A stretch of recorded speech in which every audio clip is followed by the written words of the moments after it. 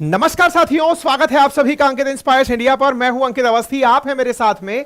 हाल ही में देश की राजनीति में हुए दो चुनावों पर चर्चा करने के लिए। चुनाव थे हरियाणा और जम्मू कश्मीर के, और हरियाणा जम्मू कश्मीर के चुनाव में आए हुए जो रिजल्ट्स हैं, उन रिजल्ट्स ने भारत की राजनीति में परिपक्व हुए लोकतंत्र की एक और मिसाल कायम कर दी है। मैं ऐसा इसलिए कह रहा हूं कि प्रिडिक्शन से परे अगर चुनाव होने लगे तो समझिए कि वोटर्स बहुत ज्यादा समझदार हो गया है। अब एग्जिट पोल वालों पर सवाल उठने लगा है कि क्या ये लोग वर्क फ्रॉम होम करते हैं, यानी कि ये क्या जमीन पर जाकर जनता की राय नहीं लेते हैं, या फिर लोकतंत्र इतना मजबूत हो गया है कि जनता अपने मन में क्या रख रही है ये पत्रकारों को नहीं बता रही कि हम क्या चाह रहे हैं। क्योंकि हरियाणा में जैसे ही 5 अक्टूबर को इलेक्शन खत्म हुए, उसके तुरंत बाद शाम को एग्जिट पोल आने लगे और उन एग्जिट पोल्स में कांग्रेस को बहुमत दिखाया जा रहा था। लेकिन आज जब रिजल्ट आया तो स्पष्ट बहुमत के साथ बीजेपी तीसरी बार सरकार बनाने का दावा पेश कर चुकी है। दैट मीन्स आपके सारे प्रेडिक्शंस अगर धरे रह जाएं तो इसका मतलब यह है कि लोकतांत्रिक जो व्यवस्था है या फिर जनता है जिसने अपने मन में जो सोच रखा है वो केवल बैलेट पेपर पर बताती है, ईवीएम पर बताती है। आम जनता के रूप में वो किसी को भी सलाह नहीं दे रही है, जानकारी नहीं दे रही है। दो जगह चुनाव थे, हरियाणा और जम्मू कश्मीर। हम पहले जम्मू कश्मीर की खबर ले लेते हैं, हरियाणा पे विस्तार से चर्चा करेंगे। जम्मू कश्मीर यूनियन टेरिटरी है, यहां पर भी इलेक्शन था और उस इलेक्शन के अंदर जो नेशनल कॉन्फ्रेंस और जो कांग्रेस है, इनका गठबंधन सरकार बनाने के लिए आगे आ रहा है। वहीं बीजेपी हरियाणा के अंदर चुनाव जीतते हुए बहुमत को पार करती जा रही है। जम्मू कश्मीर के अंदर जम्मू रीजन और कश्मीर रीजन दोनों क्षेत्रों में चुनाव थे, और ऐसे में जम्मू रीजन के अंदर बड़ी पार्टी बीजेपी बनकर उभरी है। कश्मीर रीजन जो मेजॉरिटी मुस्लिम रीजन है, वहां पर नेशनल कॉन्फ्रेंस और कांग्रेस बड़ी पार्टी बनकर उभरी है। ऐसे में जम्मू कश्मीर के अंदर नेशनल कॉन्फ्रेंस 42 सीटों के साथ, बीजेपी 29 सीटों के साथ और कांग्रेस 6 सीटों के साथ तीन बड़ी पार्टियां बनकर निकली हैं। यहां पर देखने योग्य बात यह होगी कि बहुमत का आंकड़ा 90 से ऊपर 46 सीटों पर था, तो ऐसे में 90 में से 46 सीटें प्राप्त करने वाला व्यक्ति सरकार बनाएगा तो नेशनल कॉन्फ्रेंस और कांग्रेस मिलकर के 46 का आंकड़ा आसानी से पार कर जाएंगे और यहां पर सरकार बना लेंगे। एनीवे, इन तमाम चीजों के बीच में इंटरेस्टिंग बात यह था कि यहां पर लोकतंत्र की बहाली में जनता ने निकलकर वोट परसेंटेज को बरकरार रखा। जहां पिछली बार चुनाव में 65% वोटिंग हुई थी, इस बार भी वोटिंग 63.88% हुई। यह दर्शाता है कि जम्मू कश्मीर के रीजन में लोकतंत्र में लोगों का विश्वास है, और इस विश्वास के साथ यहां पर जनता चुनाव में पार्टिसिपेट करते हुए उमर अब्दुल्ला को एज ए सीएम अब जम्मू कश्मीर में देखने वाली है। उमर अब्दुल्ला के बारे में जानकारी बाहर आती है, न्यूज चैनल्स के अंदर उनकी न्यूज चलने लगती है, कांग्रेस और इनका गठबंधन होता है, नेशनल कॉन्फ्रेंस बड़ी पार्टी बनकर आती है। फारूक अब्दुल्ला जो पार्टी लीडर हैं, उनके द्वारा कहा जाता है कि उमर अब्दुल्ला सीएम बनेंगे। ये सारी बातें डिसाइड हो जाती हैं। प्रधानमंत्री जम्मू कश्मीर के लोगों को बधाई देते हैं, साथ में नेशनल कॉन्फ्रेंस को भी बधाई देते हैं कि आप लोगों ने बहुत अच्छे से पार्टिसिपेट किया, उसके लिए आपको बधाई। कांग्रेस भी अपनी तरफ से बाहर आती है और कहती है कि जो यूनियन टेरिटरी से स्टेट बनाने की जो मांग है, हम उसको दोहराते हैं। हम चुनाव जीत करके अब इसी मांग के साथ आगे बढ़ेंगे और यहां पर पुनः पूर्ण राज्य का दर्जा मांगेंगे। यह जम्मू कश्मीर का अपडेट था। आज अपडेट असल में हरियाणा का है, और हरियाणा का इसलिए क्योंकि जहां तक बात जम्मू कश्मीर की है, तो जम्मू कश्मीर पर तो कहीं ना कहीं कमोबेश ये विचार था ही कि कश्मीर रीजन जो कि मुस्लिम डोमिनेटेड है, वो एंटी बीजेपी तरह से ट्रीट करता है। जितने भी चुनाव के लिए पत्रकार जा रहे थे, जितनी भी प्रकार की ग्राउंड रिपोर्ट्स आ रही थी, वो एक प्रकार से एंटी मोदी सेंटिमेंट्स कश्मीर के हाईलाइट कर रही थी कि यहां कश्मीर की जो जनता है, वो उनके दिमाग में बस एक पिक्चर है कि मोदी जो है वो हिंदुओं को फेवर करने वाले नेता हैं, और इसलिए वो कश्मीर की जगह जम्मू रीजन में जीतते हैं। यहां के रिजल्ट तो प्रत्याशित थे, लेकिन जो अप्रत्याशित रहा वो हरियाणा का रिजल्ट था। मैं ऐसा क्यों कह रहा हूं?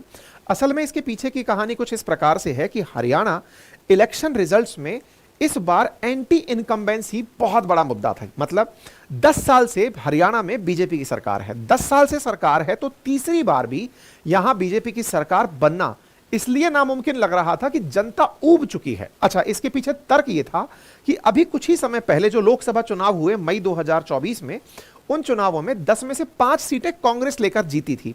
मतलब यह मान लिया गया था कि हरियाणा के अंदर यह तय है कि जनता आधी सीट जब एमपी के अंदर कांग्रेस को दे चुकी है, आधी से एक सीट अधिक अगर कन्वर्ट हो गई, यानी एमपी की सीटें अगर एमएलए में कन्वर्ट हो गई, तो स्वतः स्वाभाविक है कि यहां पर कांग्रेस बहुमत के साथ सरकार बनाने के लिए प्रस्तुत हो जाएगी।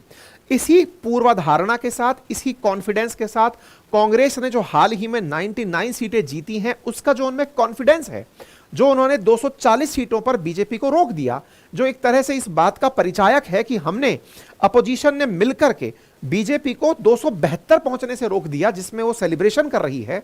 असल मायने में 240 कुल मिलाकर अपोजिशन नहीं पहुंच पाया है, फिर भी वो बीजेपी को 240 पर रोकने की जो खुशी मना रही है, वही ओवर कॉन्फिडेंस इस हरियाणा में उनके लिए बहुत भारी पड़ गया, बहुत भारी पड़ गया। 5 अक्टूबर के बाद उस भारी पड़े ओवर कॉन्फिडेंस ने पत्रकारों के भी दिमाग फेर दिए।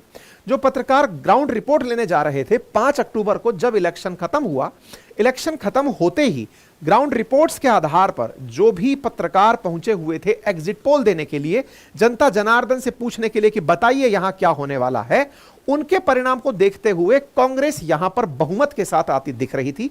फिर चाहे किसी भी प्रकार के चैनल का, चाहे फिर वो अखबार हो, चाहे फिर वो न्यूज चैनल हो, सभी के ही ट्रेंड्स में कांग्रेस बहुमत, कांग्रेस गठबंधन बहुमत पर आ रहा था और बीजेपी बहुत जबरदस्त तरीके से पिछड़ती दिख रही थी।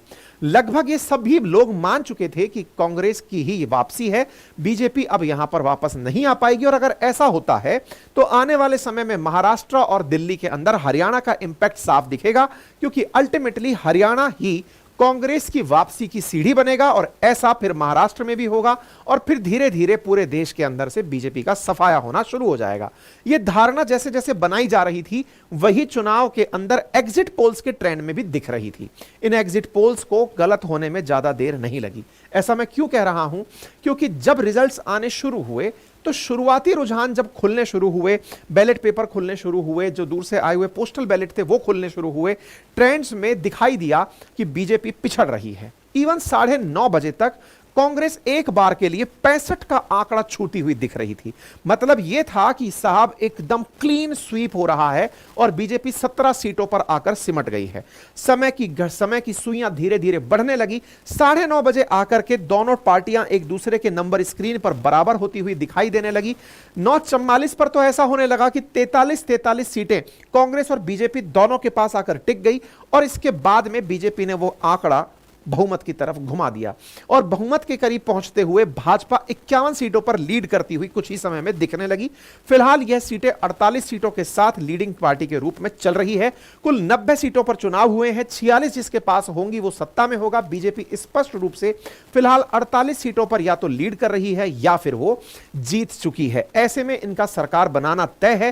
कांग्रेस दूसरी बड़ी पार्टी बनकर आई है। इसके अलावा अन्य पार्टी में आईएनएलडी और आईएनडी अन्य पार्टियां हैं जो यहां पर निकल कर आई हैं। ऐसे में कांग्रेस का अपने ही बिछाए तरीकों में पिछड़ना एक अपने आप में केस स्टडी बना देता है कि आफ्टर ऑल बीजेपी इतनी एंटी इनकम्बेंसी जब से 1963 से हरियाणा बना है, आज तक ऐसा नहीं हुआ कि कोई सरकार ऐसे थर्ड टाइम रिपीट कर गई हो। थर्ड टाइम जहां लोकसभा में भी रिपीट करना अपने आप में एक हिस्ट्री बनी है, हरियाणा के तो इतिहास में यह पहली बार हो रहा है कि तीसरी बार यहां पर सरकार रिपीट कर गई हो। ऐसे में कांग्रेस कहां फेल मार गई कि जब उसे एंटी इनकम्बेंसी भी सपोर्ट नहीं कर पाई। साथ ही साथ लोग एग्जिट पोल वालों से भी सवाल पूछ रहे हैं कि भैया तुम लोग करते क्या हो, मतलब एग्जिट पोल्स के केस में ऐसा होता क्या है? बेहतर होगा कि तुम लोग अब अंडरग्राउंड हो जाओ। क्या तुम लोग वर्क फ्रॉम होम करते हो? क्या फील्ड में नहीं घूमते जो तुम्हारे एग्जिट पोल्स इतने खराब निकलते हैं? क्योंकि रिजल्ट्स तो ये बता रहे हैं कि तुम्हारी पूरी मेहनत वेस्ट हो गई है। ऐसा नहीं है कि हरियाणा में ही ये लोग फेल हुए। एग्जिट पोल के मामले 2024 के लोकसभा इलेक्शंस में भी फेल हुए थे। वहां पर भी बीजेपी को लेकर जो नंबर बताए जा रहे थे वो और कांग्रेस को लेकर जो नंबर बताए जा रहे थे उनमें भी एग्जिट पोल्स बुरी तरह गलत हुए थे।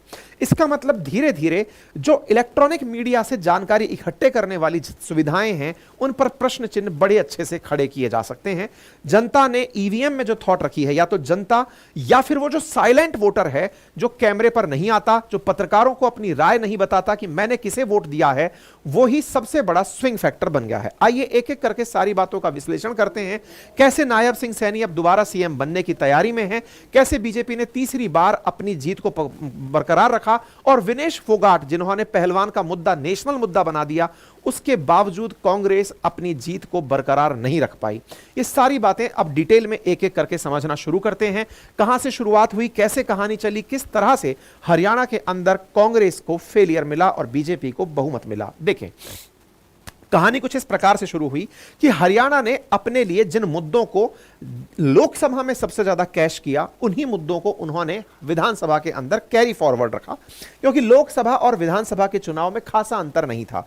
मई के बाद जून, जुलाई, अगस्त, सितंबर 4 महीने के अंदर ये 3 मुद्दे ही बहुत बड़े स्पेक्ट्रम पर ले जाने का कांग्रेस ने प्रयास किया। इनमें पहला मुद्दा था जवानों का, जिन्हें अग्निवीर से रिलेट किया गया। दूसरा मुद्दा था किसानों का, जिन्हें किसान बिल से रिलेट किया गया। और तीसरा मुद्दा था पहलवानों का, जिसे विनेश फोगाट से कनेक्ट किया गया। इन 3 मुद्दों का ही इन्हें लोकसभा चुनावों में फायदा मिला था, तो इन्हीं मुद्दों को और बड़ा करने का इस बार प्रयास था। एक एक करके सबसे पहले कहां कहां कैसे फेल मारे उस पर चर्चा करते हैं। बात की जाए किसानों की। किसानों का मुद्दा पंजाब और हरियाणा का ही मुद्दा है। यह बात समझाने में बीजेपी कामयाब रही। किसान पूरे भारत में हैं, लेकिन जो किसान बिल के विरोध में थे वो हरियाणा और पंजाब के ही किसान थे। पंजाब जहां पर बीजेपी का कोई भी खासा अस्तित्व नहीं है, ऐसे में हरियाणा के किसानों का विरोध में उतरना यह वहां की तत्कालीन सत्तारूढ़ पार्टी का भी प्रयास हो सकता था। वहीं दूसरी ओर हरियाणा के केस में जो जाति विशेष के किसान सड़कों पर थे, यह बात हाईलाइट करने में बीजेपी कामयाब हो गई। असल में हरियाणा के जो किसान सड़कों पर प्रोटेस्ट करने आए थे वो जाट जाति से आते थे, और जाट जाति हरियाणा में एक बहुत बड़ा, एक तरह से यह समझिए कि नैरेटिव बिल्ड करने में कामयाब हो गई कि यह जाट बनाम 35 अन्य बिरादरियों की लड़ाई है। इसको ऐसे समझिए, सामान्यतः हरियाणा में बोला जाता है कि यह 36 बिरादरियों का राज है। बिरादरी बोले तो कास्ट का राज्य है। 36 बिरादरियों में एक बिरादरी जाट है, और जाट ही वो बिरादरी है जो कि किसान आंदोलन में हरियाणा की तरफ से शामिल हुई थी, मेजॉरिटी। ऐसे में बीजेपी इस नैरेटिव को स्थापित करने में कामयाब हो गई कि यह जाटों की राजनीति है। भूपेंद्र सिंह हुड्डा जो जाट हैं, उनकी राजनीति है। जाट ही इस पूरे काम को प्रभावित कर रहे हैं। बाकी 35 बिरादरियां जो हरियाणा की हैं, उनका कोई भी इस आंदोलन से लेना देना नहीं है। तो किसानों के मुद्दे पर ही बीजेपी और कांग्रेस, जहां कांग्रेस जाटों के साथ अपने आप को लामबंद करने में कामगार हो रही थी, वहीं 35 बिरादरियों को बीजेपी साध रही थी। इसने इतना साइलेंटली इसे साधा, अब उसको समझिए। 5 साल से अधिक हो चुका है किसान प्रोटेस्ट को चलते हुए। किसानों का जो मामला है और महिला पहलवानों का जो मामला है, वो बीजेपी के लिए बहुत बड़ी परेशानी बन रहा था। इवन आपको याद हो तो इलेक्शन के दौर में कंगना राणावत ने एक बयान दिया, और वो बयान था कि सरकार को चाहिए कि वो किसान बिल वापस से रीइंट्रोड्यूस करे। बीजेपी इतना डिफेंसिव मोड में चली गई कि तत्काल प्रभाव से इनके प्रवक्ता निकलकर आए और उन्होंने कंगना राणावत के बयान पर वापसी करते हुए कहा कि नहीं, वो उनका इंडिविजुअल बयान हो सकता है, क्योंकि राहुल गांधी जी ने अपनी तरफ से कहा कि देख लो, बीजेपी की यह मंशा है जो उनके नेता ने बोलकर टेस्ट कर ली कि साहब देख लो इनकी मंशा क्या है। राहुल गांधी जी ने इस मुद्दे को उठाने का प्रयास किया। इस पर बीजेपी ने कंगना राणावत के बयान से पूरी तरह किनारा करते हुए कहा कि किसानों का मुद्दे पर जो उनकी राय है वो उनकी निजी राय है। उन्हें पार्टी ने अधिकृत नहीं किया है कि वो इस चीज पर अपना बयान दे। हम उनके बयान से किनारा करते हैं। पार्टी इस बात से बिल्कुल भी समर्थन नहीं रखती। मतलब किसानों के मुद्दे पर बीजेपी अपने आप को इतना बैकफुट पर ले गई कि अन्य जातियों को यह लगने लगा कि जिन किसानों से सरकार डर गई, अगर यही किसान जो जाट जाति से आते हैं, अगर ये सरकार में आ गए तो ये 35 बिरादरियों के साथ क्या करेंगे। जहां एक और बार बार कांग्रेस इस तरह के डायलॉग बोलकर खुश थी कि देखो सरकार, केंद्र सरकार डर गई। राहुल गांधी जी ओवर कॉन्फिडेंस में अमेरिका में जाकर जो डायलॉग दिए कि अब तो बीजेपी डर गई है, मोदी सरकार का डर खत्म हो गया है, उनसे लोग डरना बंद कर गए हैं। असल में बीजेपी इसे अपने 2 कदम पीछे लेने की स्ट्रेटजी बना चुकी थी कि इतना पीछे हट जाओ कि सिंपैथी आने लगे, लोगों को यह लगने लगे कि करने तो अच्छा गए थे, लेकिन इन जाटों की राजनीति ने जो राहुल गांधी के अंदर यह कॉन्फिडेंस दे रही है कि बीजेपी डरने लग गई है, बीजेपी जो कि जनरल कास्ट के साथ है, बीजेपी जो दलित के साथ है, बीजेपी जो एक साथ हिंदुओं के साथ है, ये इनको डरा रहे हैं और सिंपैथाइज हो गए वोट बीजेपी के साथ। अब जाट के खिलाफ जो जातियां थी हरियाणा में, उसमें दलित ने बहुत बड़ा फैक्टर दिखाया। सेकंड लार्जेस्ट अगर कोई कास्ट है वो दलित है, और इस दलित वोट को बीजेपी एक साथ करने में कामयाब रही। आपको याद होगा राहुल गांधी जब अमेरिका गए थे तब उन्होंने जहां एक और अपना कॉन्फिडेंस जाहिर किया कि बीजेपी डर गई है या बीजेपी का डर खत्म हो गया है, दूसरा उन्होंने एक डायलॉग और दिया और वो ये था कि अगर कभी ऐसी स्थिति आई तो हम आरक्षण समाप्त कर देंगे। हालांकि उनका कहना था कि जब समानता आ जाएगी, जब किसी प्रकार का विभेद नहीं होगा, तब आरक्षण खत्म हो जाएगा। लेकिन हरियाणा के चुनाव में अमित शाह जी ने उनके उस बयान को सेम डे ही पकड़ लिया और पकड़ के उसको इतना प्रमोट कर दिया कि देख लो, पहले तो इनके दादा परदादा जो दादी थे वो सब आरक्षण के विरोधी थे, लेकिन अब यहां पर उठाकर देख लो राहुल गांधी जी भी आरक्षण विरोधी हैं। हम पर आरोप लगाया गया था तीसरी बार के इलेक्शंस में कि हम संविधान मिटा देंगे। ये वो लोग हैं जो जम्मू कश्मीर के लिए भी कहते हैं कि अगर सत्ता में आ गए तो हम 370 वापस ले आएंगे। ये वो लोग हैं कि सत्ता में आ गए तो आरक्षण हटा देंगे। बस आरक्षण एक इतना बड़ा मुद्दा बना जो लोकसभा में बीजेपी को नुकसान पहुंचा गया, वो हरियाणा इलेक्शन में दलितों को बीजेपी के साथ ले गया, एंटी जाट करने में कामयाब हो गया। दूसरी बात, हरियाणा में अग्निवीरों का क्या हुआ? देखिए, जवानों के मामले पर, क्योंकि हरियाणा, ये विशेष रूप से ये जाटलैंड या हरियाणा वाला जो क्षेत्र है, ये बहुत ज्यादा फौजी यहां से निकलते हैं, ये फौजियों की मातृभूमि है। फौजी पूरे देश से निकलते हैं, हरियाणा का उसमें बड़ा कंट्रीब्यूशन है।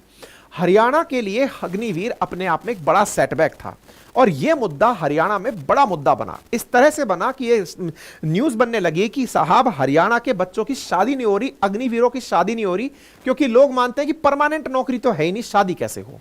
यह मुद्दा इलेक्शन में उठने लगा।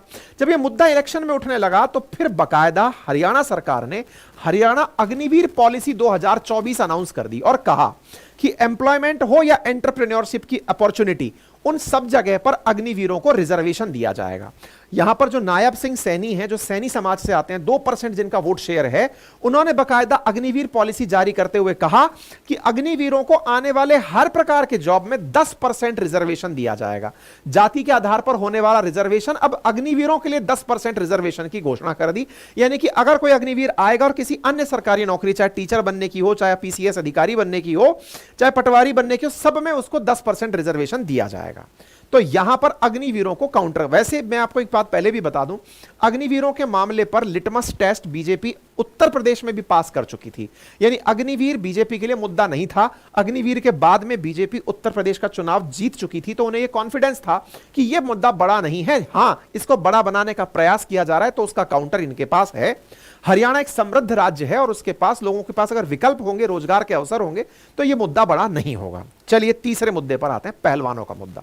देखिए, पहलवानों का मुद्दा ऐसा था जिसको लेकर के पूरा देश एक तरीके से विनेश फोगाट के साथ खड़ा हो गया था। जब ये फाइनल तक पहुंचते पहुंचते आखिर में हारी, तो इनके हारने में भी, इनके वजन के कुछ ग्राम बड़ा होने पर भी लोगों ने पीएम मोदी को ट्रोल किया कि हो सकता है उन्होंने फोन करके कह दिया हो कि मशीन में गड़बड़ कर दो, 100 ग्राम वजन बढ़ जाएगा, ताकि विनेश फोगाट गोल्ड नहीं जीतेगी, और जब गोल्ड नहीं जीतेगी तो मुझे फोन नहीं करना पड़ेगा, मेरा फोन रिकॉर्ड नहीं होगा, तो विनेश मुझे कोई डायलॉग नहीं मारेंगे, और मेरे को डायलॉग नहीं मारेंगी तो नेशनल इंसल्ट नहीं होगी।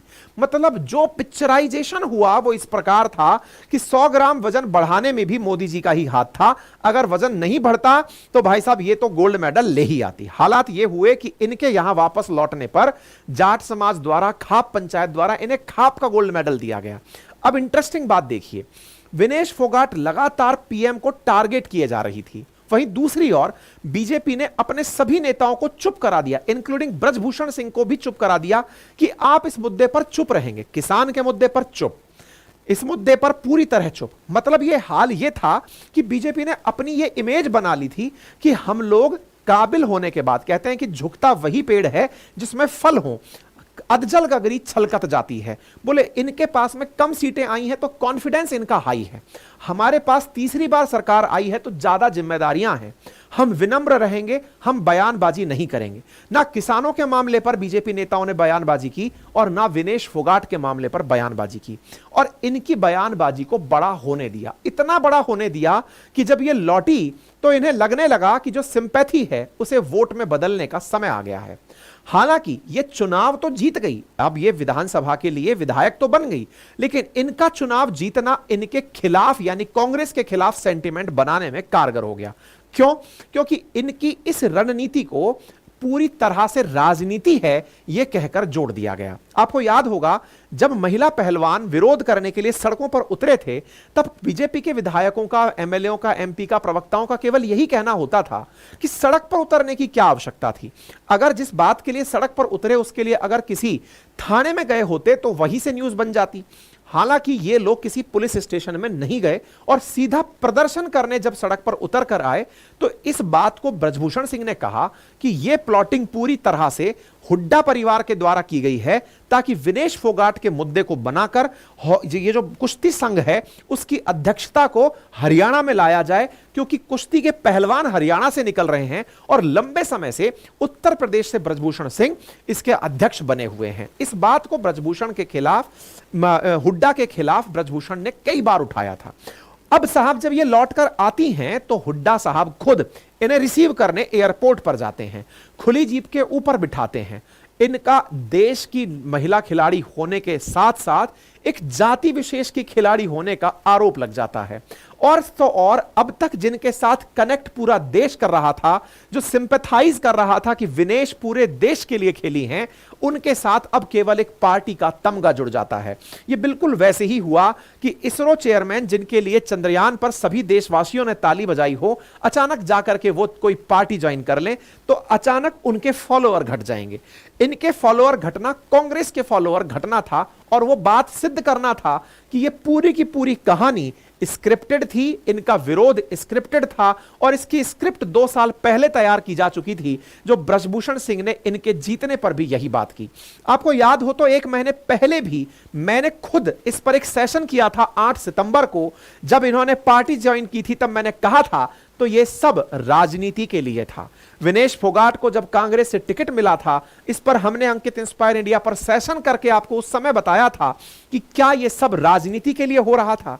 और तो और जिस विनेश फोगाट के साथ पूरा देश जुड़कर यह मान रहा था कि उनके साथ हो सकता है साजिश हुई हो, वो साजिश दूसरे ही पल उनको इस तरह की राजनीति ज्वाइन करते ही एक टाइटल दिला गई कि यह सब राजनीति के लिए प्लांटेड किया गया कारण था।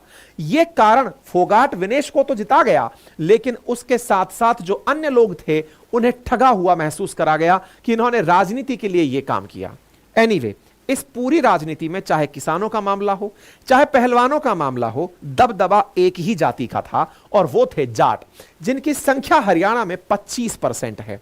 25% बनाम 75% करने में तो बीजेपी को कामयाबी नहीं मिली, क्योंकि ना केवल 25% यहां पर जाट वोटों को कांग्रेस टारगेट कर रही थी, अपितु यहां पर जो मुस्लिम वोट हैं उन्हें भी कांग्रेस लगातार टारगेट कर रही थी। 2% के आसपास मेव वोट हैं, उन्हें टारगेट कर रही थी। 15% के आसपास अदर ओबीसीज को टारगेट कर रही थी। लेकिन एक वोट बैंक जो जट हिंदुओं से प्रभावित था वो था एससी यानी शेड्यूल कास्ट का, जो 20% वोट था। अब इस 20% वोट पर बहुत ही साइलेंटली बीजेपी ने बड़ा स्टाइलिश तरीके से काम किया। अब वो कैसे किया उसको थोड़ा सा समीकरणों से समझने का प्रयास कीजिए। जहां कांग्रेस स्पष्ट रूप से हुड्डा के भरोसे चल रही थी, वहीं बीजेपी ने उस कांग्रेस में कुमारी शैलजा के मुद्दे को बहुत भुनाया। कुमारी शैलजा जो दलित वर्ग से आती हैं, उन्हें इस तरह से प्रवोक किया गया कि आपको ये लोग सीएम पद का उम्मीदवार क्यों नहीं बनाते? क्या कांग्रेस दलित विरोधी है? ये दलित विरोधी का जो बयानबाजी है, और बीच में शैलजा कुमारी जो हैं वो चुनाव प्रचार में जब थोड़ा सा पीछे हटती हैं, कुछ दिन के लिए शांत हो जाती हैं, सीएम पद की डिमांड करने लगती हैं, क्योंकि ये लगने ही लगा था कि सरकार कांग्रेस की बनने वाली है, तो क्यों ना कुमारी शैलजा को ही सीएम प्रोजेक्ट किया जाए। जीतने की जो अति उत्साह था कि हम बस अब जीतने वाले ही हैं, उससे पहले जो गांव बसा नहीं और उससे पहले ही लोग मांगने चले आते हैं, कुछ उस प्रकार से कांग्रेस के साथ होने लगा कि सीएम पद के लिए लोग लड़ाई लड़ रहे हैं कि मैं सीएम बनूंगा, मैं सीएम बनूंगा। और इस नूरा कुश्ती में बीजेपी ये लाइट करने में कामयाब हो गई कि देख लो, एससी की यहां कोई वैल्यू नहीं है, जाटों की राजनीति है। जाटों की राजनीति से वैश्य, ब्राह्मण और वर्ग भी काफी ज्यादा चिढ़ा हुआ था हरियाणा में। क्यों? क्योंकि जब जब जाटों ने आरक्षण के लिए दंगे किए हों या फिर किसान आंदोलनों के लिए रास्ते रोके हों, तो अन्य जातियां जो प्रभावित हुई वो विरोध करने सड़कों पर नहीं आई। वो साइलेंटली इस दिन का इंतजार करती रही कि जाट बनाम अन्य जाति की जब राजनीति होगी तो हम उसे सपोर्ट करेंगे, और बीजेपी ने किया भी यही।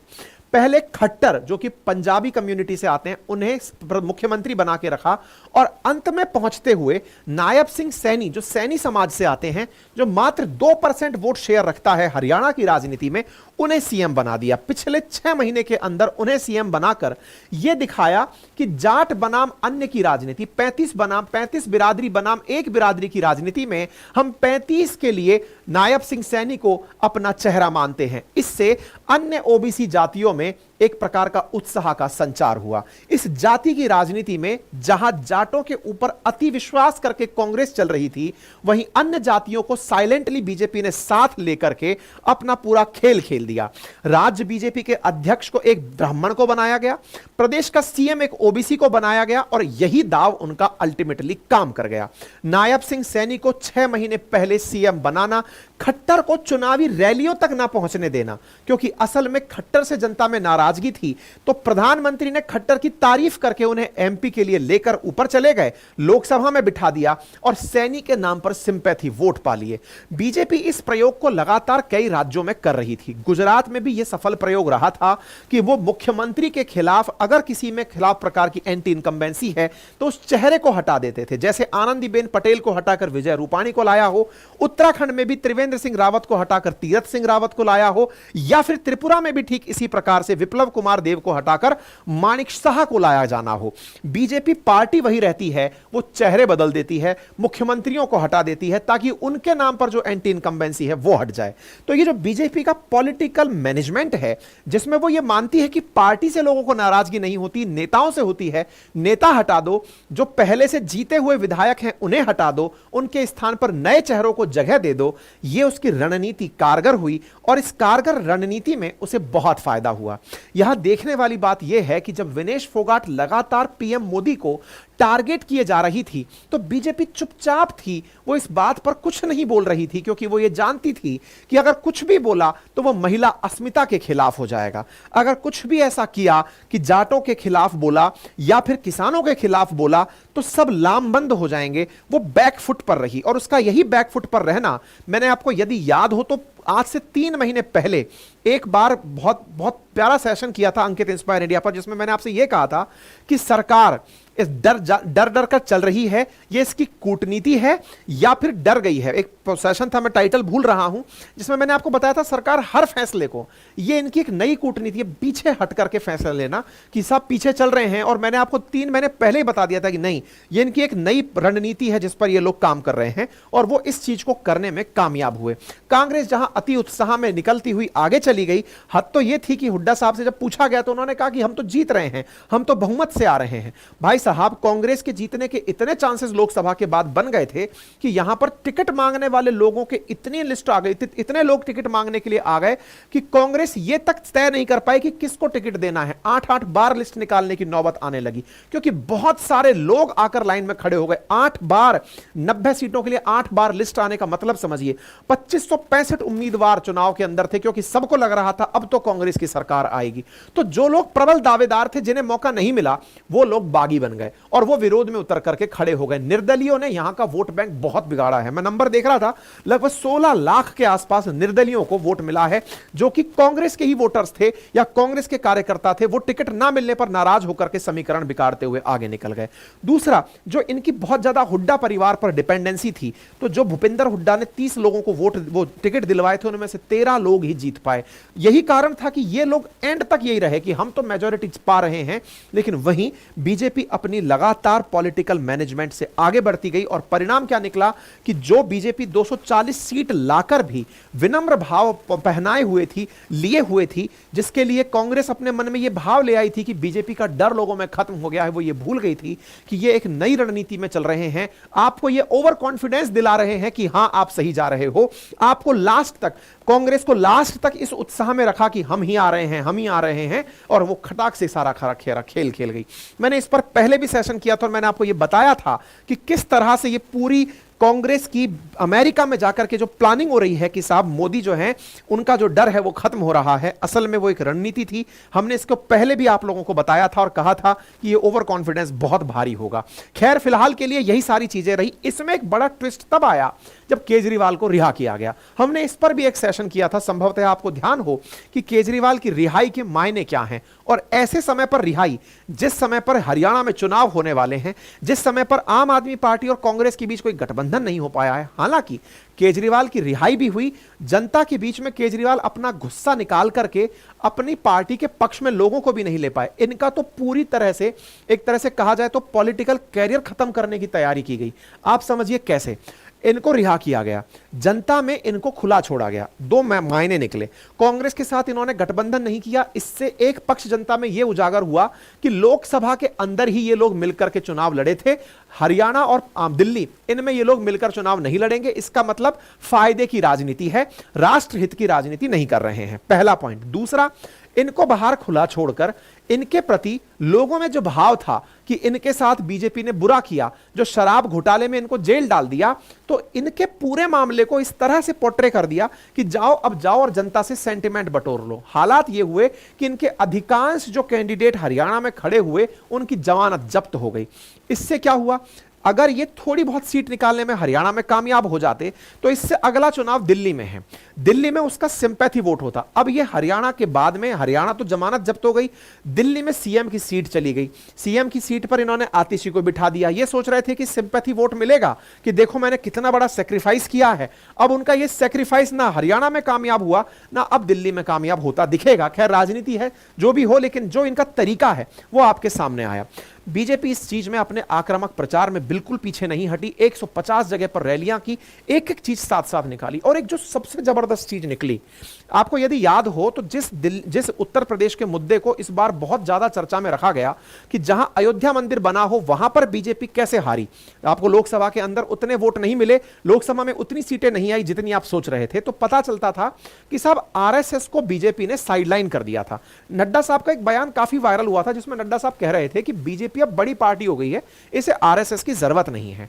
उस बयान को इतना तोड़ मरोड़ के फैलाया गया कि आरएसएस के जो कैडर के लोग थे उन्हें लगने लगा कि यार हम जो निस्वार्थ भाव से राष्ट्र सेवा करते हैं, हिंदू राष्ट्र के लिए काम करते हैं, बीजेपी वालों में ओवर कॉन्फिडेंस आ गया है, इन्हें अब मजा चखाने की बारी है। वो लेसन सिखाया गया, लेसन सिखाया। बीजेपी को यह गलती महसूस हुई कि साहब गलती हो गई, आरएसएस को हमने अंडर एस्टिमेट कर दिया। फिर साहब उतर कर आती है आरएसएस। अब सूचना यह है कि आरएसएस ने इन 4 महीने में 16,000 रैलियां की हैं। सोचकर देखिए कि 16,000 रैलियां 4 महीने में आरएसएस ने हरियाणा में की हैं। जहां बीजेपी 150 रैली करके खुश थी, वहीं आरएसएस जन जन के बीच में जाकर के इस बात को पहले पहुंचा रही थी कि हिंदू राष्ट्र बनाने की जरूरत है, हमको जातियों में बंटने की जरूरत नहीं है, हमें सब एक होने की जरूरत है, हमें हिंदू मुस्लिम में फंसने की जरूरत नहीं है। और तो और वहीं दूसरी ओर एक बड़ा मुद्दा यह निकल कर आया कि कांग्रेस मुसलमानों के वोटों को एक छत्र पा रही थी, क्योंकि कुछ ऐसी जगह जहां पर मुस्लिम वोट बैंक ज्यादा था वहां पर 95,000 से ज्यादा वोट पाकर के कांग्रेस जीती है वहां से। तो एक प्रकार से कांग्रेस का मुसलमानों को साथ लेकर चलने का जो तुष्टीकरण है और आरएसएस का अंडरग्राउंड रह करके बीजेपी के वोट बैंक को मजबूत करना है, वो यहां पर साफ रूप से दिखाई दिया।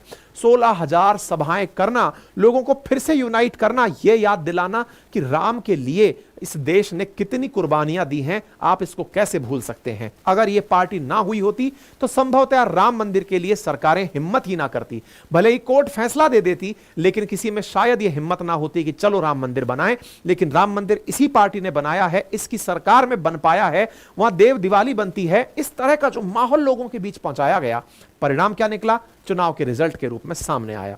प्रधानमंत्री ने सभी को अपनी तरफ से बधाई दी और इसी बीच में जलेबी निकल आई। भाई साहब, जलेबी का क्या कहानी है वो समझ लो। जीतने पर कोई लड्डू बांटता है, लेकिन इस बार के इलेक्शंस में जलेबी बांटी गई। हुआ क्या? हरियाणा में एक जगह पर चुनाव प्रचार करने में राहुल गांधी जी ने कुछ ज्यादा ही जलेबी की प्रशंसा कर दी, इतनी प्रशंसा कर दी, कुछ मौलाना करके जगह थी, मैं नाम भूल रहा हूं, उस जगह का चुनाव प्रचार राहुल गांधी जी कर रहे थे और गोहाना करके जगह था, गोहाना की जलेबी, गोहाना करके जगह थी और उस जगह के जलेबी का राहुल गांधी जी इतना प्रचार कर रहे थे कि इस जलेबी की फैक्ट्री लगनी चाहिए। अभी 100 लोग इनके पास काम करते हैं, अगर इसकी फैक्ट्री लगे तो 10,000 लोग काम करें। यह बिल्कुल राहुल गांधी जी के लिए वैसा ही स्टेटमेंट हो गया था जैसे कभी उन्होंने सोना बनाने के लिए कहा था कि मैं आलू से सोना बना दूंगा। इस तरह का ये जो जलेबी वाला इंसिडेंट है, ये फिर से उनके पॉलिटिकल और व्यवहारिक सूझबूझ पर सवाल खड़ा कर गया कि राहुल गांधी जी इस तरह के बयान देते हैं, क्या उन्हें यह भी नहीं पता कि जलेबी फैक्ट्री में नहीं बनती है। जैसे कभी आपको याद हो तो मोदी जी का पकौड़ा वाला डायलॉग फेमस हुआ था ना कि बेरोजगार होने से अच्छा पकौड़ा बना लो। तो पकौड़ा जैसे कांग्रेस ने पकड़ लिया, बीजेपी ने इस बार जलेबी पकड़ ली, और कांग्रेस की जलेबी और बीजेपी की जलेबी। इधर कांग्रेस वाले जलेबी को लेकर इतने खुश हुए कि हां, राहुल गांधी जी ने कह दिया है कि जलेबी की फैक्ट्री लगती है तो लगती है, हम फैक्ट्री लगाकर मानेंगे, जीतेंगे तो जलेबी बांटेंगे। तो बीजेपी वालों ने भी साहब अपना तरीका अपना लिया, जब चुनाव जीते तो खोल करके डब्बा और जलेबी खाना शुरू कर दिया कि लीजिए साहब, कांग्रेस की जलेबी ही खा गए हम तो। अब पूरे देश में आज बीजेपी ने कांग्रेस वालों को चिढ़ाने के लिए जलेबियां ही बांटी हैं कि लो साहब बट गई आपकी तो, लो साहब खा गई आपकी तो। अब एक प्रकार से ये वो बात निकली जिसको कि राजनीतिक मायनों में कैसे भी देखा जाए, लेकिन फिलहाल के लिए ट्विटर पर जलेबी ट्रेंड कर रही है। जिनको पता हो कि क्यों कर रही है बेहतर है, नहीं तो अब पता चल गया होगा। अब साहब क्या ईवीएम के ऊपर कोई दोष मंडा गया? बिल्कुल मंडा गया। कांग्रेस बाहर आती है और कहती है कि साहब देख लो, मैं तो पहले ही कह रहा था ईवीएम में गड़बड़ है। वही वाली बात हो गई कि चुनाव जीतते हैं तो ईवीएम अच्छा काम कर रही है। लोकसभा चुनाव में केवल एक ही चीज अच्छी हुई थी, बीजेपी खुश थी, कांग्रेस खुश थी और इलेक्शन कमीशन खुश था, क्योंकि किसी ने भी ईवीएम पर आरोप नहीं लगाया था। क्योंकि बीजेपी इसलिए खुश थी कि तीसरी बार सरकार में आ गए, कांग्रेस इसलिए खुश थी कि साहब हमने बीजेपी को बहुमत पर नहीं जाने दिया। वहीं इलेक्शन कमीशन इसलिए खुश था कि 140 करोड़ के देश में चुनाव करा लिए, ईवीएम पर किसी ने लांछन नहीं लगाया। लेकिन उनको क्या पता था 5 महीने बीतेंगे और फिर ईवीएम के ऊपर नाम आ जाएगा। आ गया ईवीएम पर नाम।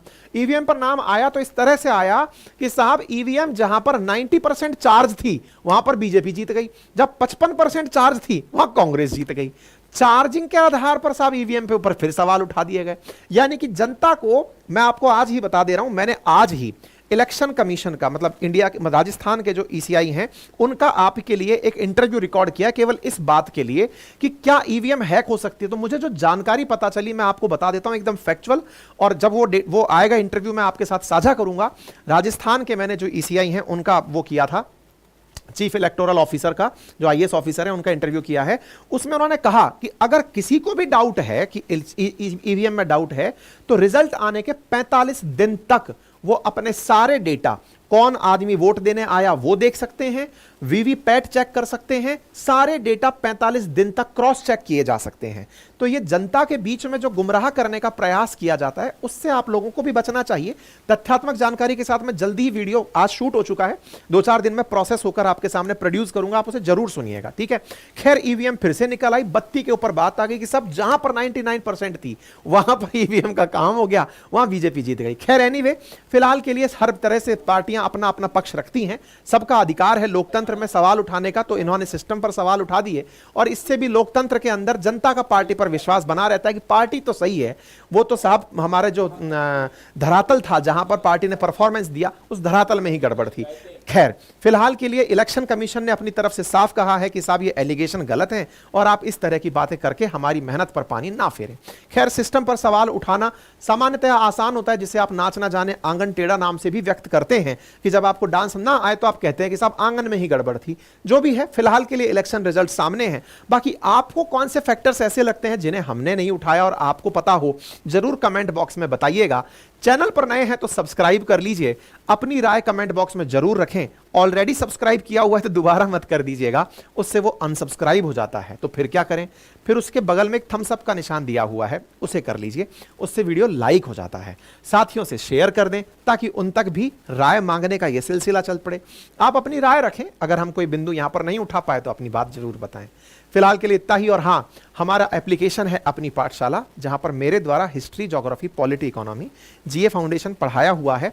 आप उसे जाकर के अगर पढ़ने वाले विद्यार्थी हैं तो 1 साल की वैलिडिटी के साथ बेहतरीन कंटेंट एक्सेस कर सकते हैं, उसे पढ़ सकते हैं। साथ ही साथ अपनी पाठशाला पर जो आरएएस राजस्थान प्रशासनिक सेवा परीक्षा की तैयारी करने वाले विद्यार्थी हैं, उनके लिए 16 सब्जेक्ट का कंप्लीट प्री प्लस मेंस का बैच रिकॉर्डेड उपलब्ध है। आप उसे भी 1 साल की वैलिडिटी के साथ प्राप्त कर सकते हैं।